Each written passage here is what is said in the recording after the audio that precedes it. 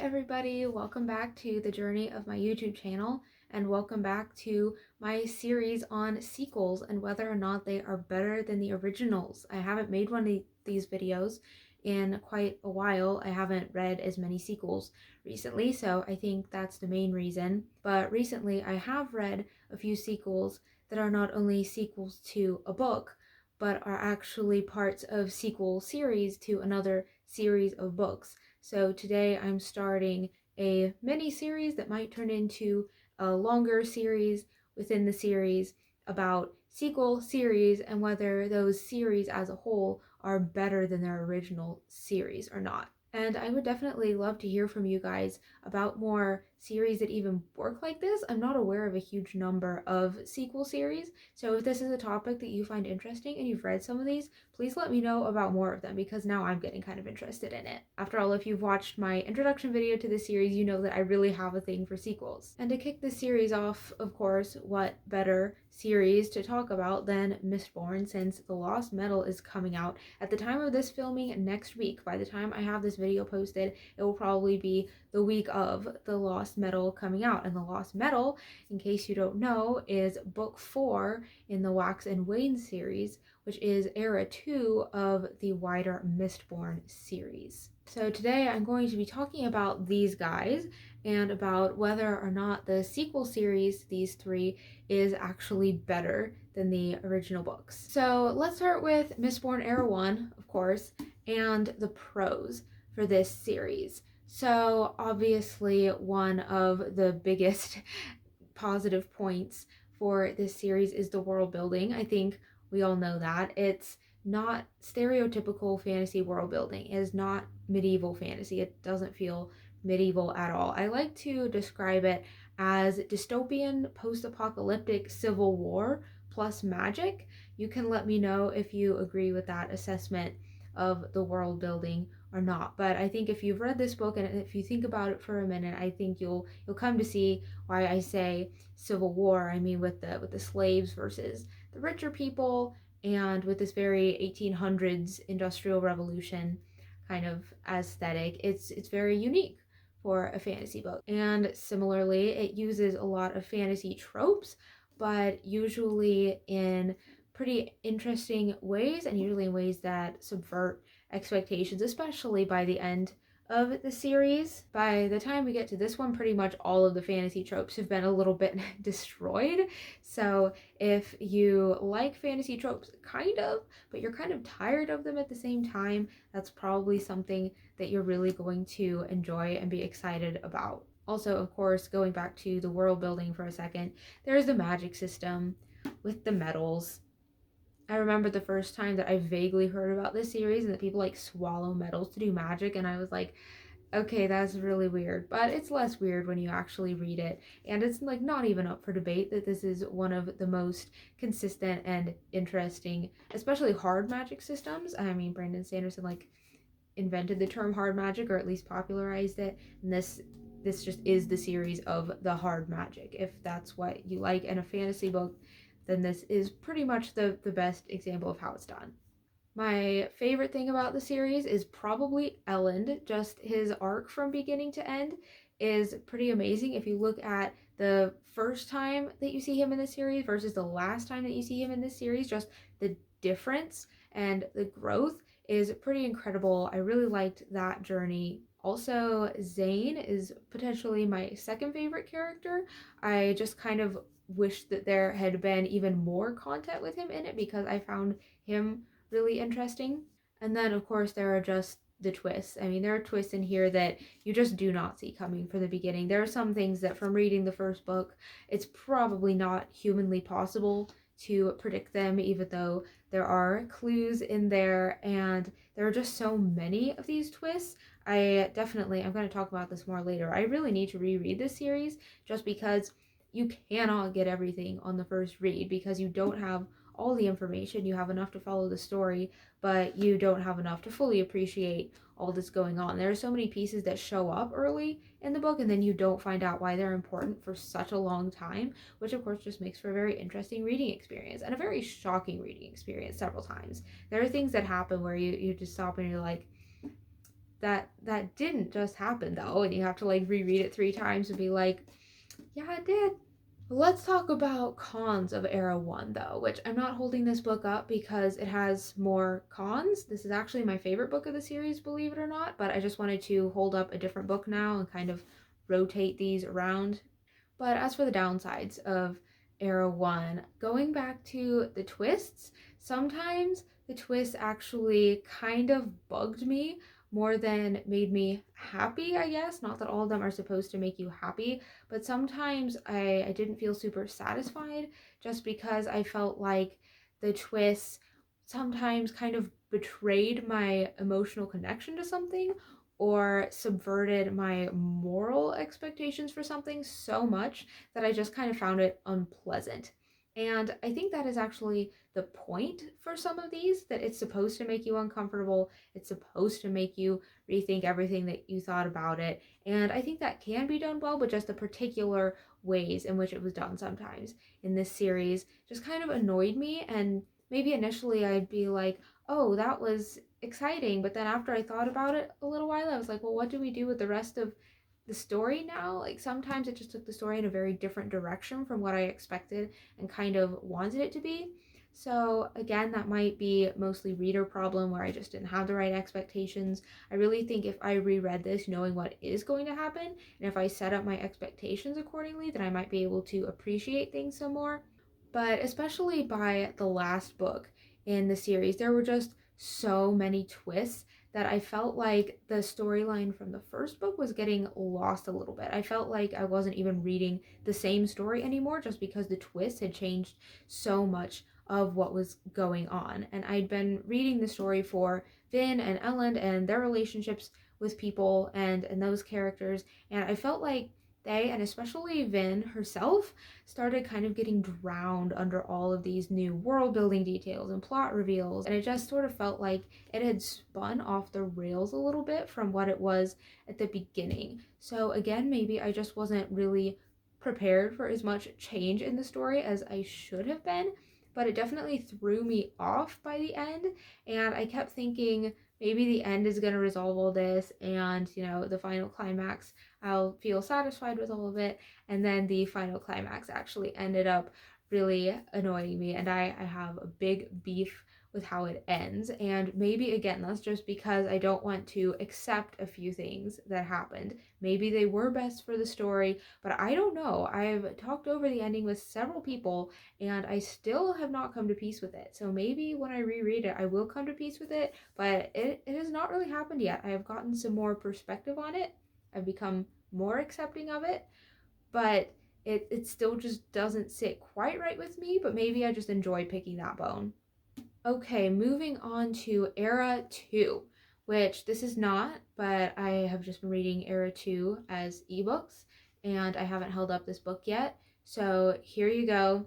Mistborn Era 2 starts with Alloy of Law and then has Shadows of Self and the Bands of Mourning. So like Era 1, Era 2 has this very non-standard fantasy setting, but it's quite different from Era 1 because it's hundreds of years later. So it takes place in what is probably comparable to the late 1800s and then into the early 1900s in our world, which is really fun. If Era 1 is dystopian post-apocalyptic Civil War, Era 2 is Wild Western Sherlock Holmes plus magic with a dash of Indiana Jones. Like, it is just really, really fun and very different from most fantasy. It usually focuses on essentially a mystery story in each book, which I know is a thing in fantasy, but just not in a whole lot of fantasies. So I really like how that sets it apart and makes it feel different. And it really plays with a lot of the classic adventure story structures and archetypes. Like Wax is kind of the classic lawman archetype in a lot of ways. But similar to Era 1, it is only too happy to change and subvert those stereotypes too. I feel like Wax is kind of the classic cowboy slash lawman slash Indiana Jones adventurer, but kind of after the story that most people tell, where he's already been active for a very long time. He's gotten a little bit older. Like, how many adventure stories start with a main character who's already in their 40s. And he's just really dealing with the fallout and facing the consequences of this life that he's already lived as a lawman, and then kind of asking, what do I do now with all of these experiences that I've had? And this series is just fun and crazy. It's got all these robberies and train battles and shootouts at parties. There's so much action, and there's kidnapping and flying, and it's just kind of crazy, and it's such a good time. It's just Sanderson's zeroth law happening all over the place, about error on the side of awesome, except I usually don't think it's an error in this series. It is usually just a lot of fun. But at the same time, it also has some pretty interesting social commentary, usually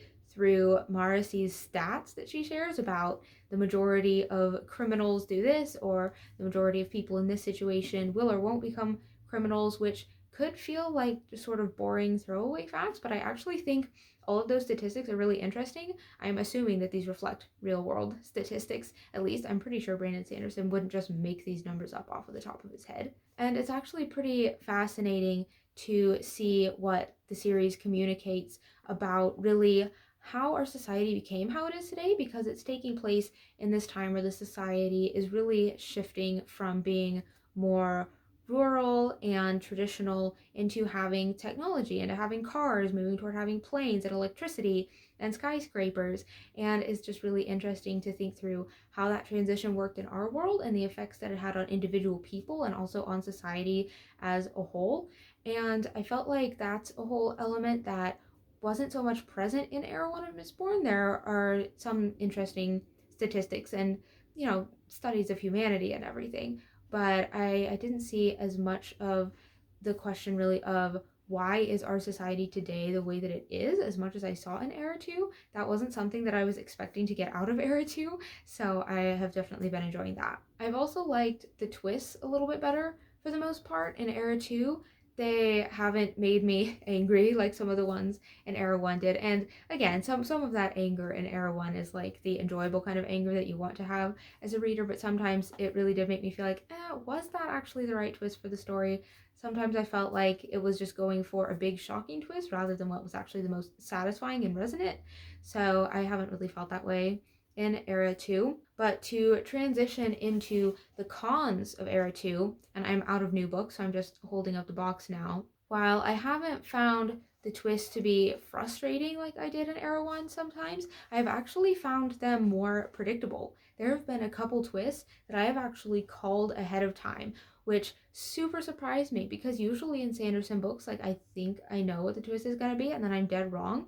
So when there were actually a couple of twists in Era 2 that I saw coming, I was thinking for a while, like, well, but that must not be what it is. I must be wrong because I think it's this, so it must be something else. But it wasn't. I actually had it nailed. And some of these types of twists also are very typical Sanderson twists that I am starting to get a little bit tired of, which again, I think is because I've read Era 1 already. It's because I've read several other Sanderson books this year. And so I've just been reading so many of his twists that it is starting to feel a little bit too easy to spot them when they're coming. And when they do happen, even if I didn't expect them, it is kind of like, oh yeah, of course, this is what would happen. Another thing about Era 2 is that the books are much more lighthearted than Era 1. I mentioned that they just have a very fun tone, so that's a good thing in some ways.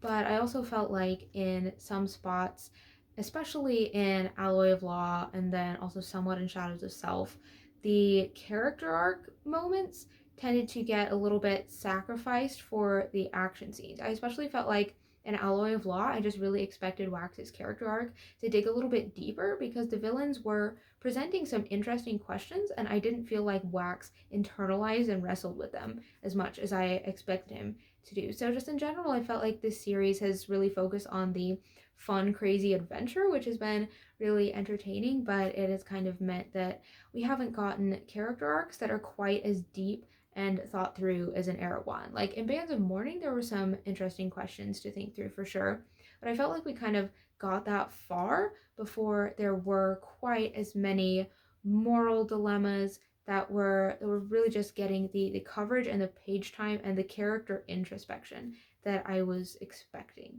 Another thing that has started bothering me a little is blood making in Era 2, which basically means that some characters have the ability to heal themselves from literally anything, and even characters who don't have this ability can sometimes, in various ways, get healed from literally anything, including death.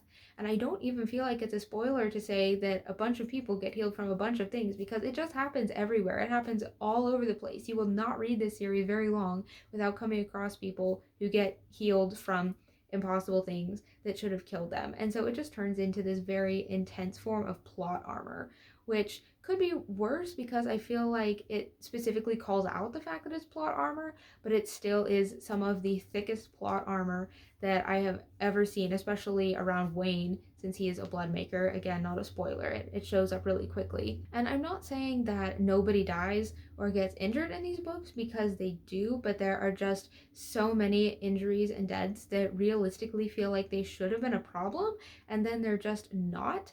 And I also don't love that the characters who can heal themselves all the time don't even really feel any pain. Like, it just makes it feel kind of disconnected from reality, and it makes it feel like there's a lot less cost than there could be to a lot of these missions and adventures and things that they have to learn. It just sometimes feels like they get off unrealistically easy because they can just magically heal themselves. And another small peeve that I have is that Sanderson creates these legitimately interesting characters with supernatural powers, or they're kind of higher beings than humans in a sense, and they can be pretty cool and pretty powerful, and it just feels like he goes out of his way to make them a joke at every possible turn, which is funny the first few times, but I've really gotten kind of tired of it, and sometimes I'm just like, can we please show some respect or honor to something or somebody at some point? Like, why do you not even seem to like your own supernatural beings enough to give them some respect? And this isn't all the time. There are some scenes where they get taken a little bit more seriously, or where they really open up and say something that's a little bit deeper, but I am starting to get a little bit tired of these cool characters just self-sabotaging their own coolness. Okay, it definitely took me much longer to get here than I expected, but now is the time to deliver the verdict whether the sequel series is better than the original series. And believe it or not, I actually like the sequel series better than the original in this case. Even though it doesn't feel quite as big or expansive, it doesn't feel as much like classic fantasy, it has been really fun, and it has just felt more natural to me, I guess. Some of the twists in the first one maybe ended up feeling a little bit forced to me, whereas with Era 2, everything feels more like it naturally coheres without kind of being shoved together. At least that's my opinion. I don't know if you guys feel the same way about that at all, but at this point, I have actually been liking the sequel series better than the first series, which definitely makes me excited for the Lost Metal and also a little bit nervous for the Lost Metal, because I'm like, what if this changes my opinion and I decide that I actually like the first series better? And I also think that rereading the first series could definitely change my opinion on this. So we'll see how that goes. But let me know what you think. Do you guys like Era 1 or Era 2 better? Are you excited for the Lost Metal? What do you think is going to happen in it? And again, let me know about other sequels or sequel series that you think are better than the original, so that I can make videos about those too. Until I make those videos, don't forget to like and subscribe if you want to see more of my content. Thanks for journeying with me. Bye!